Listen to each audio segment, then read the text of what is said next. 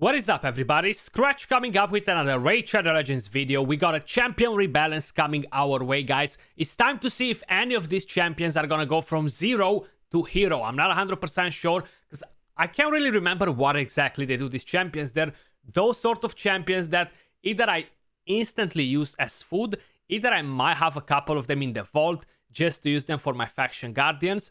But honestly, let's have a quick look. So I'm not 100% sure when exactly will the patch be released. Most probably it's gonna happen next week, since it's almost weekend already. I doubt it that they're gonna release a patch tomorrow. But let's have a quick look at the champion. So if we go all the way to Sacred Order, and the first champion that's gonna get a bit of a rebalance is no one else but Lady Etesa. So yeah, is one of those champions that you won't really use whatsoever, you know? Let's see if after the changes, maybe she's gonna be a bit more desired as a champion.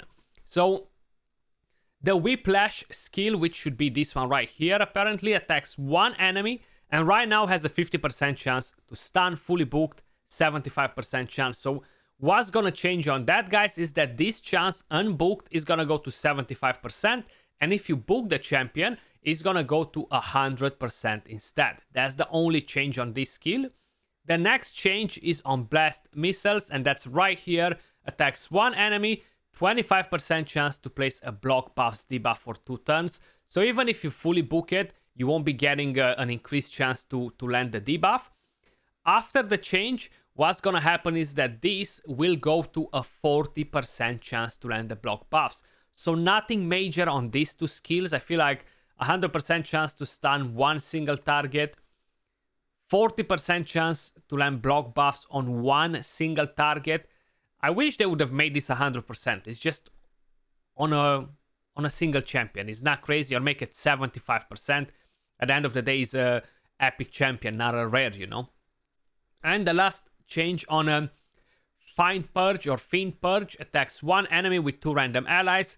Damage inflicted by this champion and all allies joining this attack will be increased by 10% if the target is under a stun debuff. Allies are using their default skills, and this is on a 4-turn cooldown. What exactly is changing here is that the damage will be increased by 20% instead of the 10% if the target is under a stun, fear, true fear, freeze, provoke, sleep, or petrification debuff. Nothing else changed, so I feel like even with the buff on this champion, she still remains a 0. So she doesn't go from 0 to hero, she actually goes from 0 to 0. Lady Etesa, definitely not anything crazy as an improvement on the champion. She might be a bit decent, but I would still not suggest anyone to invest in a champion like her. Moving over to the next champion, that is Teshada, and that's the Barbarians, if I'm not mistaken. Let's just quickly see. Yeah, Teshada just here. She looks fairly decent as a champion, but is she gonna go from 0 to hero? Let's have a quick look. So the changes that we see right here is on Savage Fury. Is that the A1? Yes, it is. Attacks one enemy, places an increased attack on this champion. The damage is based on defense and attack on this champion. You see her base attack is very low. Her base defense is fairly decent. Damage will be based on defense alone instead of attack and defense. That's great, because this was the worst thing that Platinum ever did to champions. We had quite a few actually kind of like suffering of this thing, you know, like defense and attack damage, always bad. Basically, what exactly changed on this, guys, is that attacks one enemy has a 50% chance of placing a 60% increased defense buff on this champion for 2 turns. So it's a fairly decent chance, a 50-50, to land the defense up on herself, and then she can deal more damage with the other skills, I guess.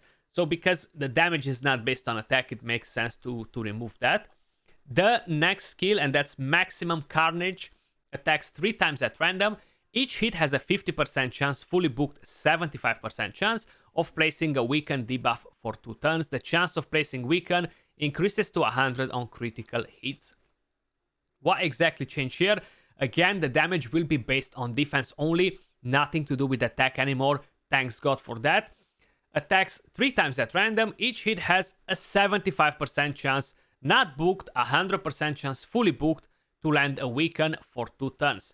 And that's 3 times at random, okay?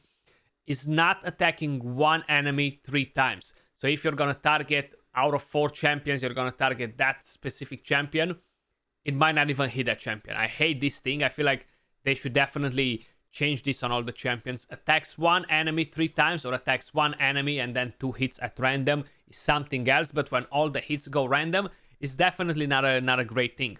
They haven't mentioned anything about the 100% crit rate part, so maybe still gonna be there, but I don't have it in the description right here. Again, it's not AoE. I'm not feeling impressed by any of these changes, unless she's gonna smack like so hard that's gonna make me feel paranoid.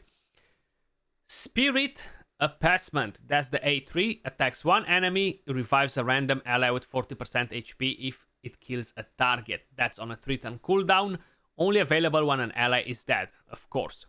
Damage based on defense only, probably. So what do we have? Revives an ally, so actually we don't attack anymore, so we don't care about the damage based on. Revives an ally with 40% HP and 40% turn meter, then heals all allies by 15% of their max HP. On a 3-turn cooldown, that actually sounds pretty good, right? You have a revive every 3 turns for this faction. You do have Seal of the Drakes though, that's for free, so I feel like she's not gonna compete with her whatsoever. I like the heal, 15% every 3 turns, but then again, Seal of the Drakes is gonna do such a better job at carrying your team and just generally helping you out as a champion. I feel like this is another champion that got a pretty much a useless buff. Like, you won't need it. You won't end up in using the champion. I won't suggest anyone to invest in this champion. She needs quite a few books, and just all around, she's not great as a champion even after the buff. Increases ally speed in faction creeps by 20%. Now we do have 1 champion left. That's it pretty much. It seems like we're actually gonna get 3 champions being rebalanced in the next patch. And the next one is no one else but Jiren, the Rang. So Jiren right here is an attack epic based champion. I don't mind the champion. I'm actually using him in secret rooms for the Lizardman, and I feel like that's about it. I have 1 copy of this champion at level 60. Now, his A1 attacks one enemy, will ignore 25% of the target's defense. The changes that we see right here is nothing on this skill. This skill actually stays the same. I was gonna say hopefully they're not gonna change the ignore defense part, because that sounds pretty good for an A1. The A2 attacks one enemy 2 times, has a 75% chance to land a stun for 1 turn on a 3-turn cooldown, fully booked, with a chance of 75% chance to land the debuff. Now, after the buff, he's gonna be able to do the same thing, attacks one enemy 2 times, but a 75% chance to land a stun, fully booked, goes to 100%. So again, nothing major in here. Moving over to the other skill, seems like we got a bit of a change here as well. The talents, attacks 3 times at random, 50% chance to land decrease attack, and a defense down for 2 turns. Now after the buff, this 50% fully booked 75% chance goes to 75% chance not booked, 100% chance booked. So I can see that it's 3 times at random as well. It can be a bit more beneficial for helping you out with a higher chance to land defense down and attack down. It could be a bit better for faction wars, just for this skill. You might want to have attack down on some of the bosses in the factions. Having a bit of a stun in there, it can help you, because we don't have as many Lizardmans as Barbarians. Like, once you get Seal of the Drakes, you definitely don't need to use any of the other champions from there that are kind of trying to fill in her shoes, and they just fail. His base stats, overall HP, defense are not that great. Increases ally speed in dungeons, pretty decent. Nothing crazy on these rebalances, guys. Now, last time they actually dropped the bombs. They actually got some nice buffs on champions, Cupidus, even Venus, which was not expected, and a couple of others. So it felt great to have that. Hopefully we're gonna see more of those in the near future and less of these sort of buffs, because they're pretty useless. Like, I feel like they're not really gonna benefit any of these champions. We're not gonna get anything extraordinary out of them. I still wouldn't recommend anyone to build the champions. I wouldn't build any of them myself, even for testing purposes, because I feel like the changes are so minor that is honestly just not worth it. But at the same time, it's still good to see that they are implementing some changes on them, because at the end of the day, I understand the whole concept of you gotta have bad champions, you gotta have good champions, so then people desire to pull good champions and avoid the bad champions. Kind of like creates you a better dopamine, kind of like a better experience in when you're gaming, you know. I perfectly understand that concept. I just wish that legendaries we wouldn't have that many that are kind of like bad, you know, and slowly they are working their way on it, so we're gonna see in the next few months how good they're doing it. But let me know in the comments down below, what do you think of these changes, guys? I personally think that they're pretty minor. I don't see anything different. But that was all for this video. Much love, appreciate all of you guys watching, and I'll catch you all soon in the next one. Peace.